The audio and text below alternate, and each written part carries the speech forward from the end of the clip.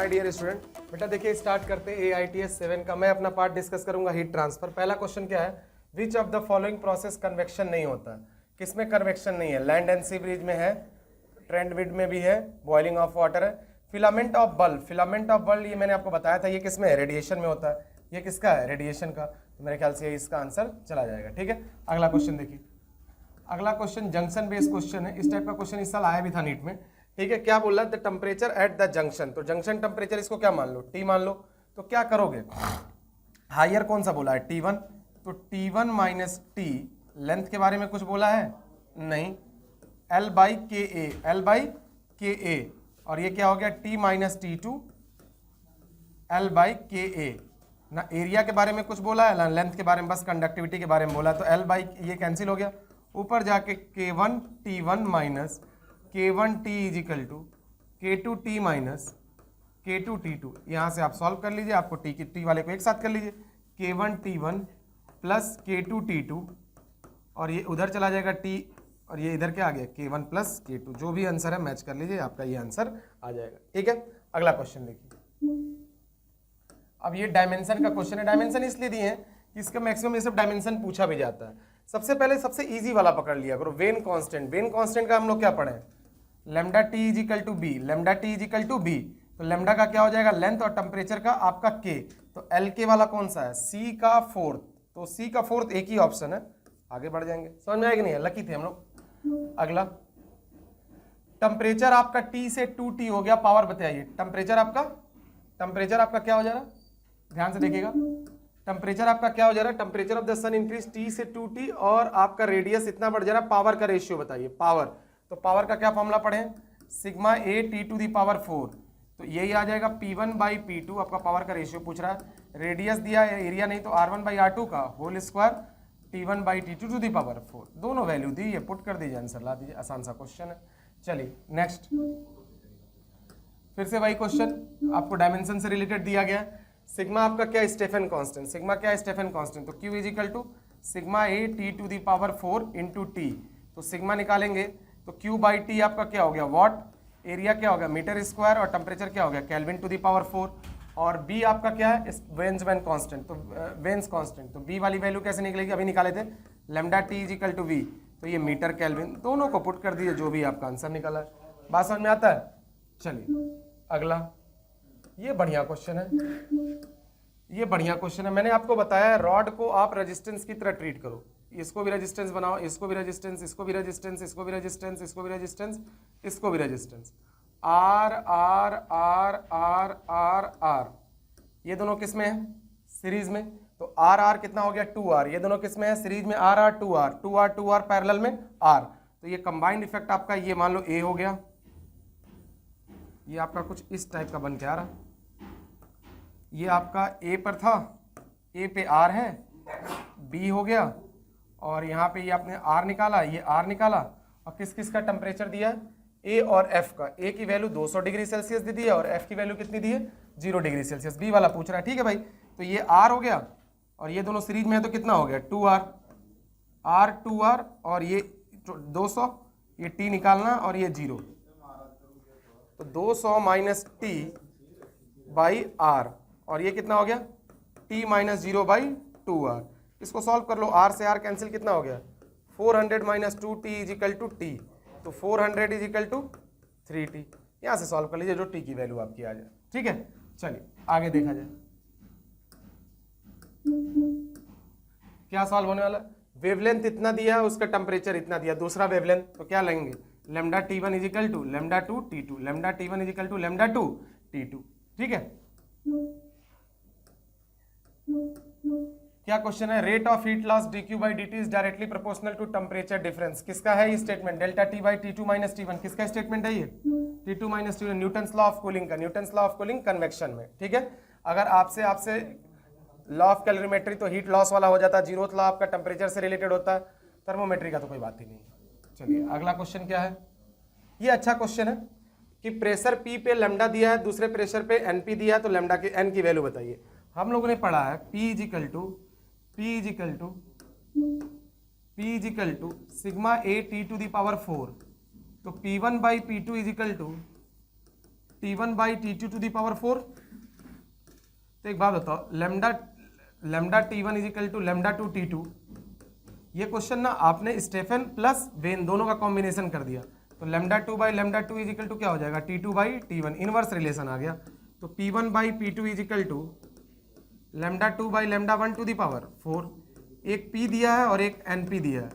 Lambda 2 की value कितना दिया है, 3/4 lambda naught upon lambda naught. तो यहाँ से लेमडा नॉट कट गया, 256 आ जाएगा, 81 बाई 256, 81 नहीं पूरा देख लो, तो ये कट गया 1/n की वैल्यू कितनी आ गई भाई, 81 बाई 256, तो 256 बाई 81 इज द आंसर। ठीक है, चलिए अगला, अगर टेम्परेचर इंक्रीज कर जा रहा है 30%, टेम्परेचर क्या कर जा रहा है, इंक्रीज कर जा रहा है 30%, तो आपका P is directly proportional to T to the power 4। तो 30% बढ़ गया मतलब कितना, P is 1.3 T to the power 4, that is 2.85 T, 2.85 T। तो लग रहा है कि 285% बढ़ गया, नहीं बोला then increase the amount of radiation. कितने से बढ़ गया आपका, कितने से बढ़ गया, तो आपका 285 था और आपसे पहले 1 था, फिर 285, तो 185% इंक्रीज कर गया। ठीक है, आगे ही क्वेश्चन कराया गया है सब आपका, पहले 70 से 60 है, फिर 5 मिनट में। तो ये फॉर्मूला मैंने आपको न्यूटन्स लॉ ऑफ कूलिंग में समझाया हुआ है, T1 minus T by T is equal to K T1 plus T2 by 2 minus surrounding का टेम्परेचर। यही तो हम लोग न्यूटन्स लॉ ऑफ कूलिंग में किए हैं। तो पहला क्वेश्चन क्या है, 70 बाई 60, 60 बाई 5 मिनट में K 60 प्लस 130, 65 माइनस सराउंडिंग का टेम्परेचर पूछ रहा है, इक्वेशन 1। दूसरा क्या है, 60 से 54, 60 से 54 बोले तो 6 by 5 K 60 plus 54 by 2, 57 minus TS।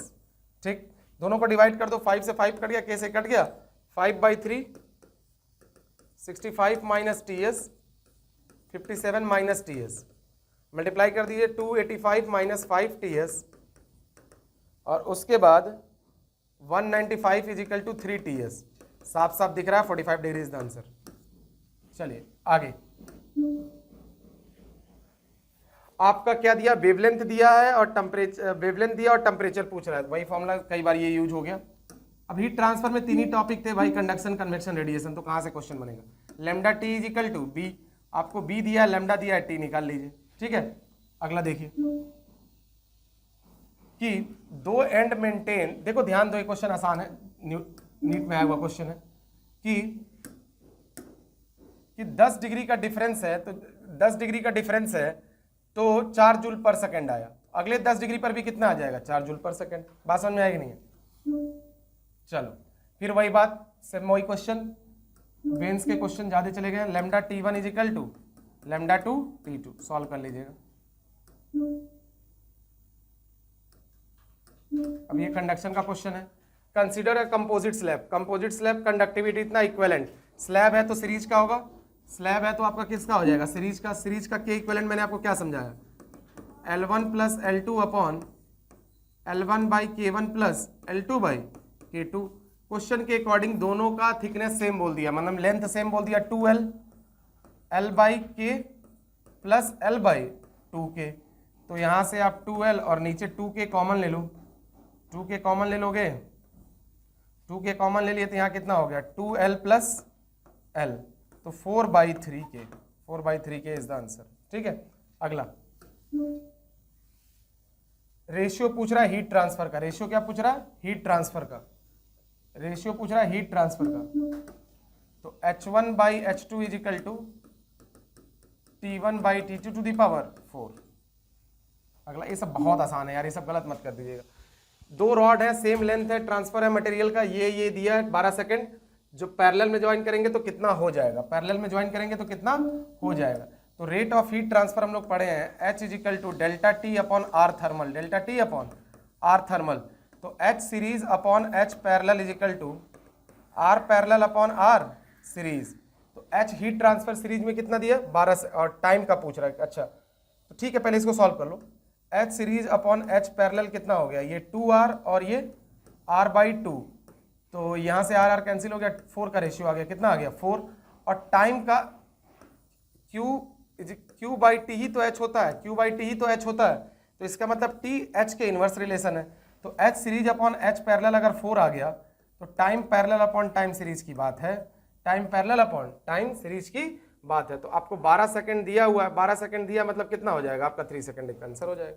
बात समझ में आया? चलिए अगला,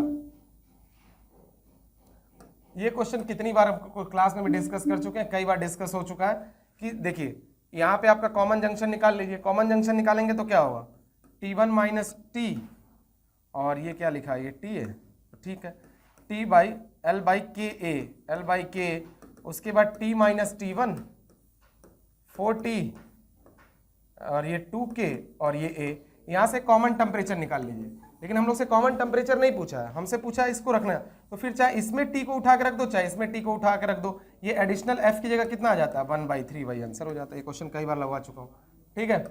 चलिए अगला क्या है, फिर से आपका यही बात पूछ रहा है कि क्या होगा, तो एक ही फॉर्मूला रेडिएशन का Q is equal to sigma A T to the power 4 into time. देख लीजिए जो भी पूछ रहा है, T को उधर लेके चला गया और एरिया की जगह 4πr² रख दिया, ठीक है।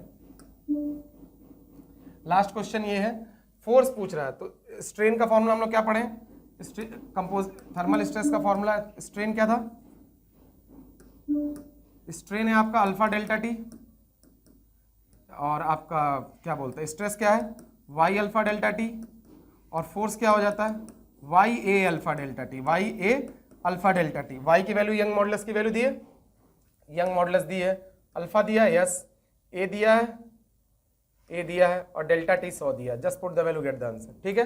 पेपर बहुत आसान था, ऐसे ही सॉल्व कर लीजिए। Wish you all the very best, thank you.